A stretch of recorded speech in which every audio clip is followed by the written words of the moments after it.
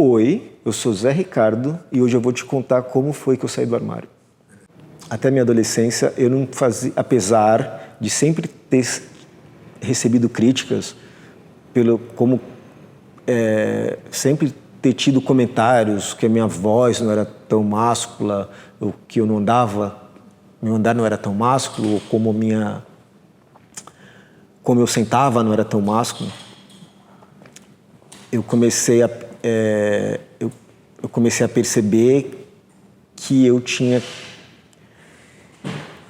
que mudar, que eu não podia ser como eu era, que eu tinha que mudar para me encaixar num padrão. Eu entendi que eu estava fora do padrão. Então eu percebia que eu tinha que engrossar a voz, eu gastava muito, a minha energia era consumida em ficar me policiando como eu falava, como eu andava, como eu sentava. A minha atenção não estava no planeta, a minha atenção estava no meu comportamento, como eu tinha que me comportar. Lá pelos 14 anos, eu comecei a ter consciência que eu sentia atração por meninos. E a primeira coisa que veio na minha cabeça, devido à minha criação ter sido, assim, devido a eu ter tido uma criação católica, a primeira coisa que me veio na cabeça foi que aquilo era pecado.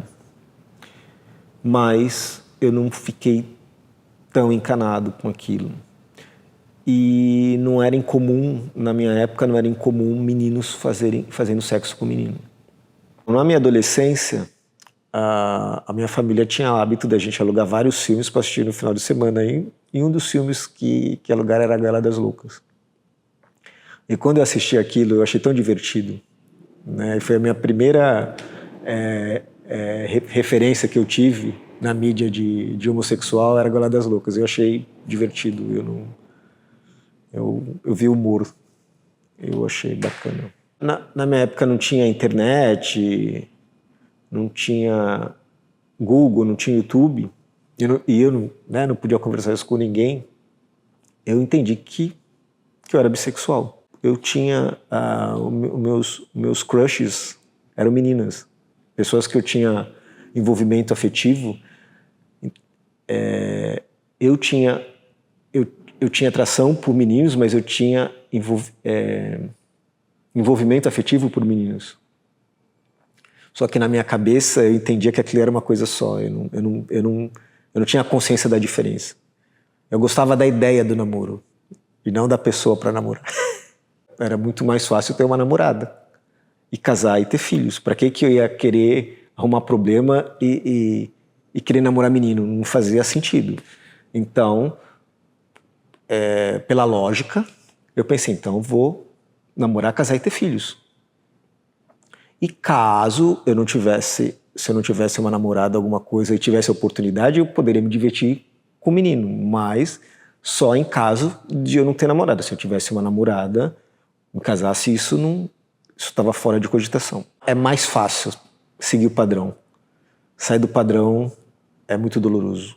Eu comecei a ficar com medo, eu sempre estava me policiando porque eu tinha medo de alguém suspeitar que eu fosse bissexual, né? que eu não era macho. Então, aí quando eu fiz 18 anos, conheci um cara, a gente fez amizade. Conforme a amizade foi se aprofundando, eu percebi que o que eu sentia era algo além de amizade. E a primeira coisa que eu pensei foi: como que eu vou gostar de um hétero? Né? Não faz sentido. Vou gostar de alguém que não tem como me corresponder. Por que está acontecendo isso? O que eu fiz para estar acontecendo isso? E isso levou alguns meses para ir digerindo. Porque não tinha informação nenhuma, não tinha ninguém para conversar. E na minha cabeça eu era bi. Só lá pelos 20 anos, quando eu fiz 20 anos, um dia eu cheguei em casa e estava tendo um programa da Marília Gabriela e ela estava entrevistando um especialista em sexualidade. E com a explicação e com a entrevista, eu concluí que eu era gay. Então, com 20 anos, com um programa de televisão, eu entendi que eu era gay. Quando eu concluí que era gay, a primeira coisa que eu pensei, falei, caramba, mulher e filhos já era, porque eu não quero enganar, né? Se eu sei que eu sou gay, não vou enganar uma pessoa, não vou. Então, ali, com 20 anos, eu entendi que eu era gay e que daqui para frente eram só rapazes. Logo que eu assisti o programa da Marília Gabriela, eu entendi que eu era gay, o meu amigo que eu tava gostando dele arrumou uma namorada. E quando aquilo aconteceu, aquilo teve impacto na minha saúde mental absurdo. Teve um impacto muito grande na minha saúde mental. E a partir daí eu comecei a ter depressão. Com 21 anos, eu comecei a fazer inglês com um professor particular. E o meu professor era gay. E ele tentou, de todas as maneiras, me ajudar a me abrir, né? Ele sempre tentava conversar comigo. Toda vez que ele vinha conversar de alguma coisa, eu desconversava. Porque era desconfortável para mim. Mesmo ele sendo gay, era uma coisa que eu não queria... Não estava pronto para conversar isso com ninguém. Eu arrumei emprego numa siderúrgica. Um ambiente, na minha cabeça, era um ambiente de macho, de másculo. Lá tinha que ser homem. E eu fiquei preocupado, né? Eu falei, meu Deus. Aí é que eu passei a me policiar mais, não, né? Engrossar a voz, né? Me policiar a forma como eu andava, tudo porque ninguém podia sonhar que eu era gay. Só que um belo dia aconteceu uma coisa que eu fiquei chocado. Eu era estagiário, estava acompanhando uma pessoa já profissional mais experiente, e a gente foi pegar umas ferramentas. De repente chegou um rapaz da limpeza e eles começaram a conversar e o meu amigo perguntou, e aí, como é que tá? Tudo bem? Eu falei, eu tô destruído. Eu saí com o menino ontem e ele acabou comigo. Eu, escutando aquilo, eu fiquei chocado. Eu falei, meu Deus, como que... O cara tá falando que é gay pra ele e ele ainda tá rindo, né? Aquilo pra mim não entrou na cabeça. E depois, conforme eu fui trabalhando na Cusipa,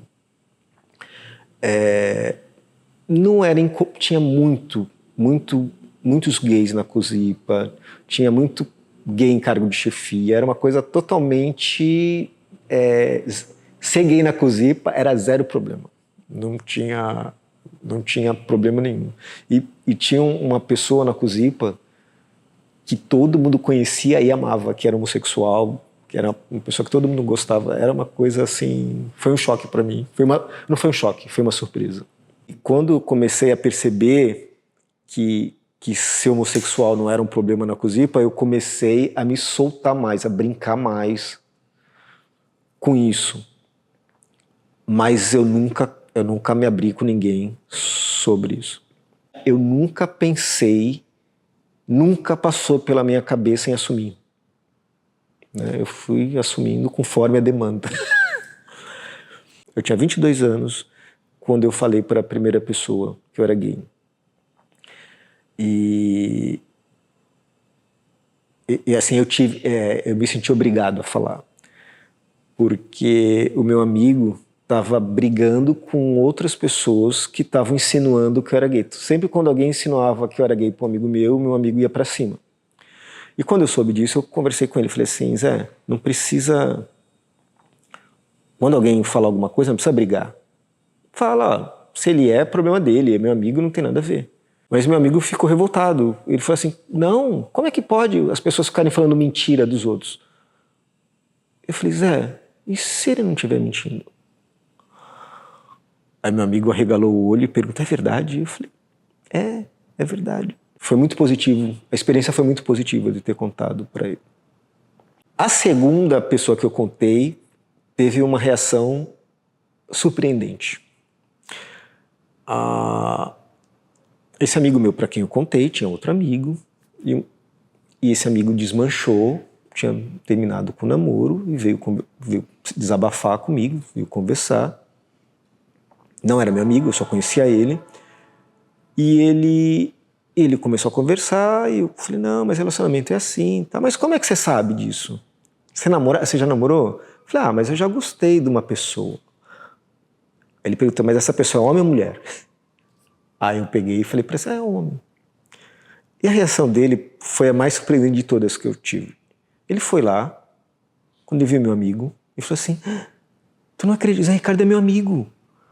Ele contou para mim que é gay. E ficou todo feliz que eu contei para ele que era gay. Ele achou que aquilo foi o maior voto de confiança. Né? Jamais esperava. É uma reação que eu não esperava.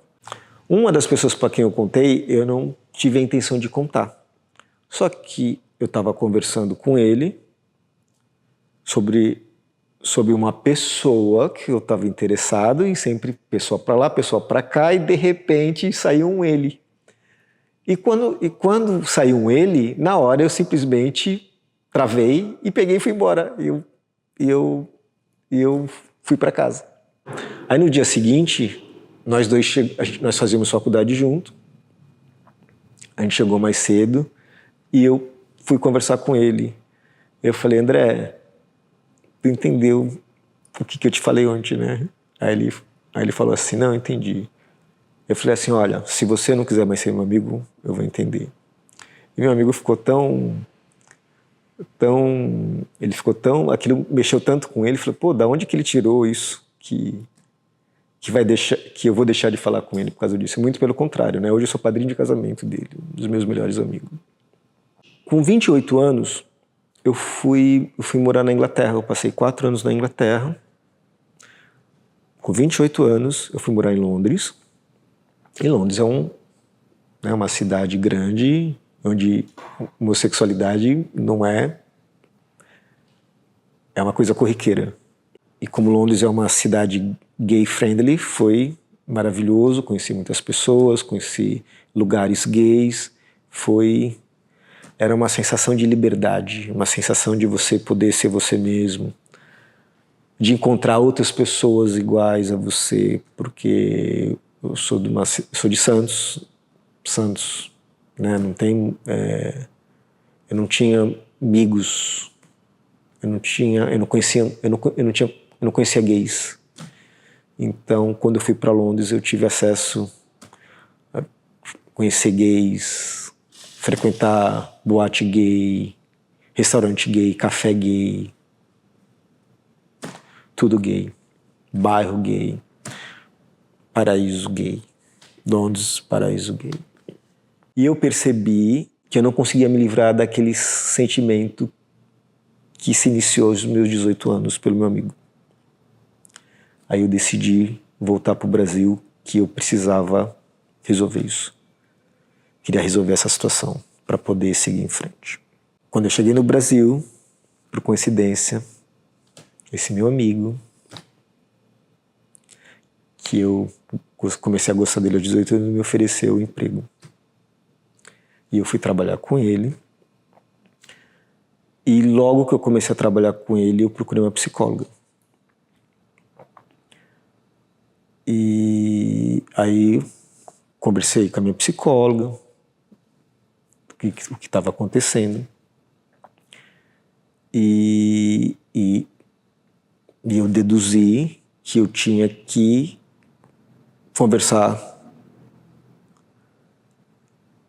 conversar com ele para resolver essa situação. Só que como a gente trabalhava junto, né, isso era mais difícil ainda.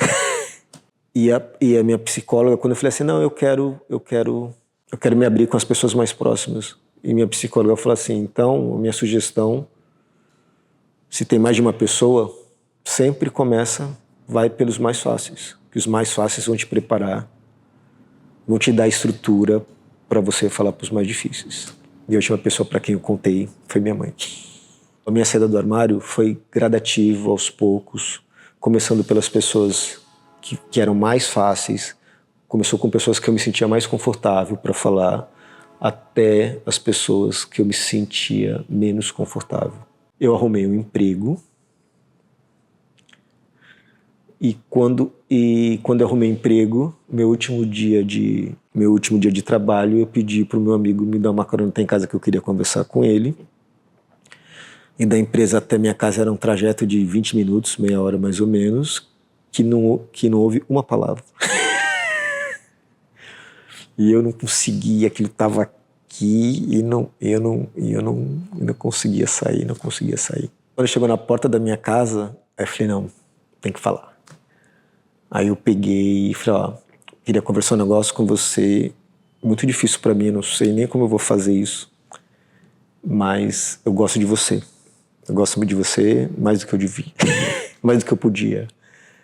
E eu peguei, falei para ele, e eu não dei nem um décimo de segundo para ver a resposta dele. Eu peguei e saí do carro e fui embora. E foi o dia mais feliz da minha vida, porque eu tirei sabe, era um peso tão grande aquilo. Olha, foi o dia mais feliz da minha vida. Foi quando eu consegui. Para mim não importava o que ele ia responder para mim, era poder ter coragem de ter falado. Quando eu decidi assumir para as pessoas mais próximas, a minha mente começou a me contar um monte de coisa. Se você falar para aquela pessoa, vai acontecer isso. Se você falar para aquela ali, vai acontecer isso aqui.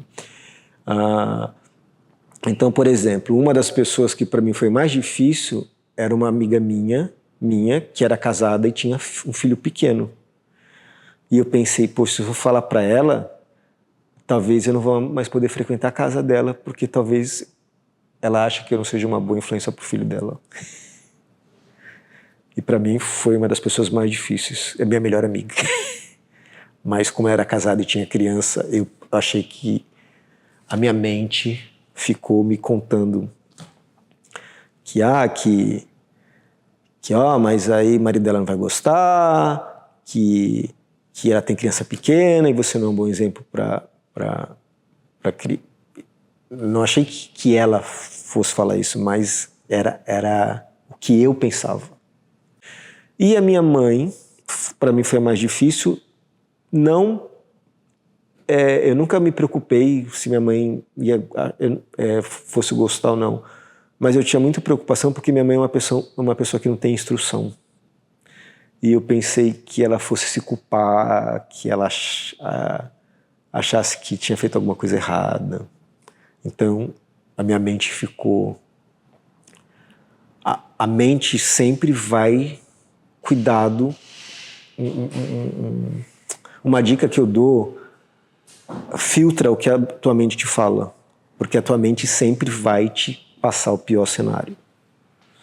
Todos os cenários que minha mente me passava, não aconteceu nada. Nada do que a minha mente falou aconteceu. Então, uma dica para quem está passando por isso, filtra o que a tua mente está falando, porque ela sempre vai pelo negativo. A tua mente, ela tem um programa e ela só vai repetir o que está lá. Então, se você não teve nada positivo, não vai sair nada positivo. É a dica que eu dou. E quando eu decidi falar para minha mãe, demorou umas 2 semanas para conseguir. Toda vez que, sabe, eu queria, ficava esperando o momento, mas sempre acontecia alguma coisa e não dá, foi tenso. E eu só falei com a minha mãe porque minha mãe estava comentando de uma amiga minha que era o sonho de consumo para a nora dela, que ela queria que fosse a nora dela. E ela começou a falar, se a Kika fosse minha nora. Eu peguei e falei, mãe, a Kika nunca vai ser tua nora. Eu falei, mas eu gosto tanto dela. Eu falei, mãe, ela nunca vai ser tua nora. Teu filho é gay. E aí minha mãe pegou, ficou assim, e falei, tudo bem. Não faz diferença nenhuma. E no dia seguinte ela me comprou um presente. Se eu soubesse, tinha contado antes. Quando eu fiz 33 anos, eu arrumei emprego no maior terminal portuário da América Latina, num cargo de liderança. Tinha que ser super hétero. Então, aí eu peguei, tomei umas a mais, fui no bar que tinha um bar na minha cidade que uma vez por semana era GLS, tomei todas e fui pro bar. E só que tinha um funcionário do terminal que estava lá e ele me viu beijando um garotão. E no dia seguinte o terminal todo ficou sabendo. Menos eu. Só que quando eu fui trabalhar, conforme eu fui chegando no terminal, eu escutava as pessoas falando assim, aquele ali que é o Zé Ricardo. E eu comecei a achar aquilo estranho. E quando eu cheguei na minha sala, eu via que todo mundo que olhava para mim e falava comigo começava a dar risada. Eu falei, meu, o que está acontecendo? Aí teve uma hora que veio um amigo meu, extremamente bruto, falou assim, Zé, que negócio é esse que te pegaram beijando um moleque no bar? Vai para São Paulo, aqui todo mundo vai saber. Tu fica fazendo isso aqui em Santos? Quer fazer essas coisas, vai para São Paulo, que lá ninguém vai saber. Agora tu ficar fazendo aqui, agora o terminal todo está sabendo. E quando eu soube disso, eu tive uma crise de ansiedade. E eu acredito que durante uns 15 dias eu era o primeiro a chegar no terminal, não ia almoçar no refeitório e era o último a sair. E o que eu pensei? A primeira coisa que eu pensei falei, caramba, minha carreira já acabou e eu não vou mais fazer amigos. Quem aqui do terminal vai ser meu amigo agora? E eu fiquei uns 15 dias sendo o primeiro a chegar, não ia almoçar no refeitório e o último a sair. Só que com o tempo as pessoas começaram, todo mundo começou a me convidar para as coisas, tudo. E assim, o problema só estava na minha cabeça. E todo mundo foi extremamente receptivo. Assim, todas as reações foram super positivas. E foi muito engraçado que depois de alguns anos abriu um outro terminal, maior do que o terminal que eu trabalhava. Só que quando eu já fui contratado para esse terminal sendo gay. Todo mundo, o diretor, todo mundo já sabia que eu era gay e um tratamento maravilhoso. Eu tive um chefe que ele falou para mim, você mudou meus conceitos, antes de você eu era homofóbico. Tem uma experiência muito engraçada que quando eu entrei no terminal, a gente descobriu que a gente fazia academia no mesmo lugar. E eu falei, pô, mas eu não lembro de ti. E ele deu risada e falou, então não era teu tipo, senão tu ia lembrar. Depois que todo mundo soube, comecei a perceber o quanto a vida que eu tinha antes era desconfortável. Era um desconforto tão grande e eu não tinha a menor consciência. Eu não tinha consciência que a vida que eu tinha era tão desconfortável, antes de todo mundo saber. Eu estou contando essa história, eu estou compartilhando essa história com o objetivo que isso possa ajudar alguém que esteja passando por uma situação similar, porque cada um vai ter uma história diferente, cada um vai ter um desafio diferente. E o meu maior desafio foi a minha mente. Então, uma coisa que eu digo, uma dica que eu dou pela minha experiência, cuidado com o que a tua mente está te falando, ou filtrar o que a tua mente está te falando. Uma dica que eu dou para isso é um livro que me ajudou muito com isso, O Poder do Agora. Se alguém tiver a oportunidade de ler, é um livro fantástico para ajudar você a lidar com a sua mente. E seja feliz, que as coisas vão melhorar. Sempre melhor. Se não tá bom é porque não terminou. Beijos.